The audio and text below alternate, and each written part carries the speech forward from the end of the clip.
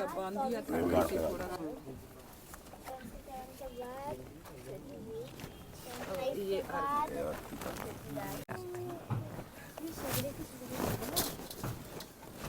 हाँ आराम से ऐसे धीरे धीरे।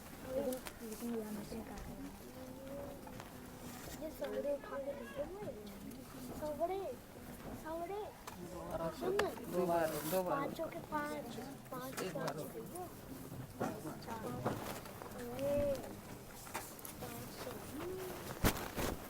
ये लगा दें पकड़ ला।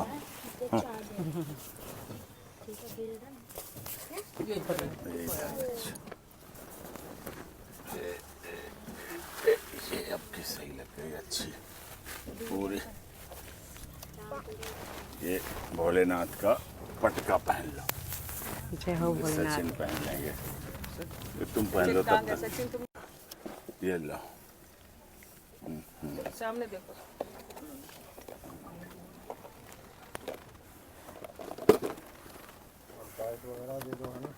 बाइट ले लेंगे एक करके।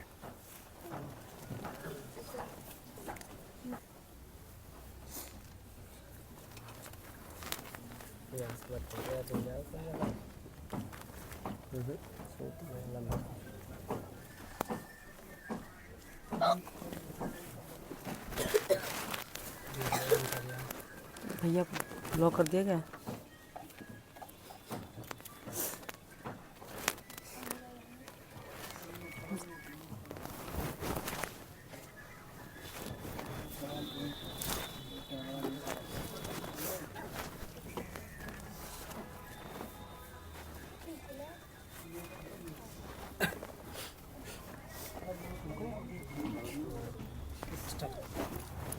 भैया दूज का आज फेस्टिवल है, आप मना रहे हो पूरी तैयारी के साथ, क्या कहेंगे, मैसेज क्या होगा देश की जनता से? भैया दूज का बहुत खूबसूरत त्यौहार है, भाई बहन का प्यार है ये। भैया दूज का जो त्यौहार है ये हमारी सनातन धर्म की खूबसूरती है, ये हिंदू धर्म की खूबसूरती है और ये बहुत मतलब शुरू से लेकर चलता आ रहा है। तो भैया दूज एक भाई बहन का प्यार दिखाता है और ये त्यौहार हमारे सनातन धर्म की खूबसूरती दिखाता है। साल में 2 बार आते हैं भैया दूज और रक्षाबंधन भाई बहन के त्यौहार, जो कि बहुत ज़्यादा खूबसूरत है। आज मुझे बहुत अच्छा लग रहा है, भैया डॉक्टर AP सिंह और उनका पूरा परिवार आया है मेरे घर पे, तो बहुत ही ज़्यादा खुशी हो रही है। पिछले साल भी हमने ठीक इसी तरह भैया दूज मनाया था और अब भी मना रही होंगी। तो दूसरे जन्म में दोबारा मुझे मेरे भाई मिले हैं जी। तो जिस तरह से पहले आप यहाँ पे आई थी इंडिया में, कुछ ऐसा उम्मीद था, लेकिन कि मतलब जिस तरह के मैसेज चल रहा था देश दुनिया में और आज उससे कहीं अलग है मैसेज, तो इस पे क्या कहेंगे? जब मैं शुरू में आई थी तो कोई मुझे हर कोई अलग अलग अपनी सोच में कह रहा था। कोई कह रहा था ये चोर है, आतंकवादी है, ये है वो है। तो उस समय में भैया ने मुझे समझाया था और बताया था कि हिंदुस्तान है और जब सबको सच्चाई पता पड़ जाएगी तो सबको पता पड़ जाएगा। और भैया ने उस समय मुझे संभाला था, भाई का रिश्ता दिया जब मेरे पास कोई भी नहीं था सिवाय सचिन के।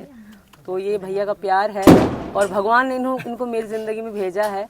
मैं इनको एक मसीहा मानती हूँ अपनी ज़िंदगी का, कि भैया ने बहुत बुरे वक्त में मेरा साथ दिया और आज भी मेरे साथ है, लोगों की सोच बदल दी। कभी ऐसा लगा कि मतलब इंडिया गए हैं, हम सेफ हैं नहीं हैं, किसके भरोसे जाएं, वहाँ के लोग कैसे होंगे, ऐसा कुछ नहीं, क्योंकि इंडिया भारत के बारे में मैं बहुत कुछ जानती थी।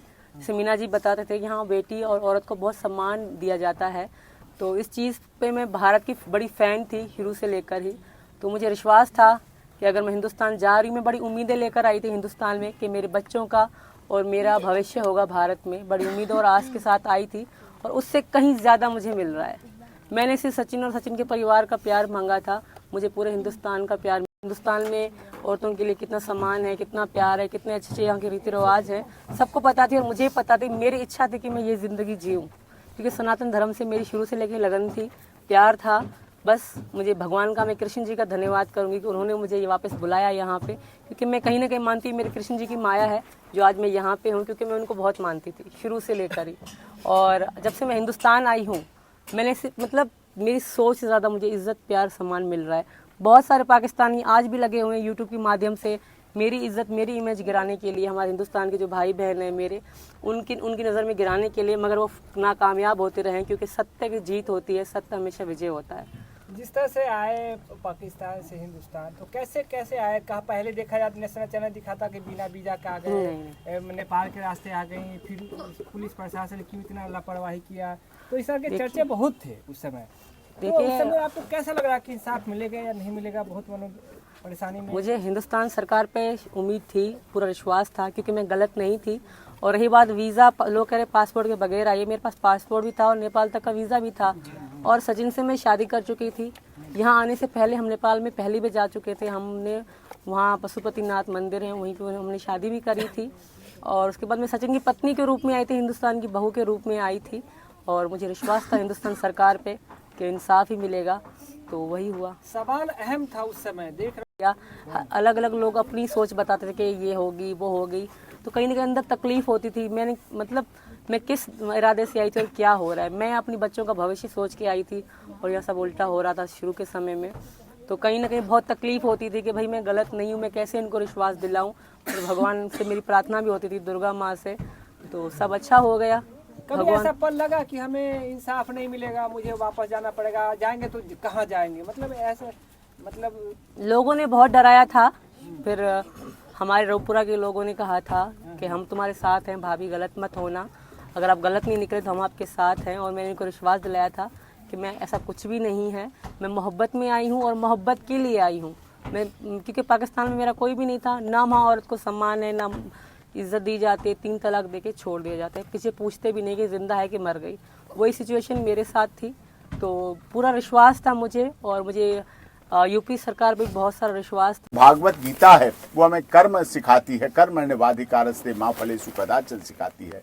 और इन तीनों ग्रंथों पर जब सीमा भारत में आई तो उनको पढ़ती है, गुनती है, दिमाग में रखती है, और उसी सभ्यता संस्कृति के अनुसार अपने परिवार, अपने गांव, अपने रघुपुरा, अपने सभी जाति धर्म क्षेत्र भाषा संप्रदाय के लोग जो इनके पास सुबह से शाम तक सैकड़ों लोग आते हैं, मिलते हैं, फोटो खिंचाते हैं, सेल्फी लेते हैं, तोहफे देते हैं, उनका सबका स्वागत करती है, सम्मान करती है, आदर करती है। कभी हमें किसी से कोई शिकायत नहीं मिली, कभी सीमा के व्यवहार, कभी सीमा की बात, सब सीमा के कभी कोई नहीं मिला। और हम लोग आज रक्षाबंधन पे माता जी के साथ, बहन जी के साथ, जो हमारी अनीता चौहान जी हैं, आयुर्वेदा वेलनेस की डायरेक्टर हैं, जो कि फिजियोथेरापी की बहुत अच्छी बड़ी देश के संस्थान है, गीता चौहान जी एडवोकेट हैं, माता जी और सभी परिवार के, सब परिवार के अन्य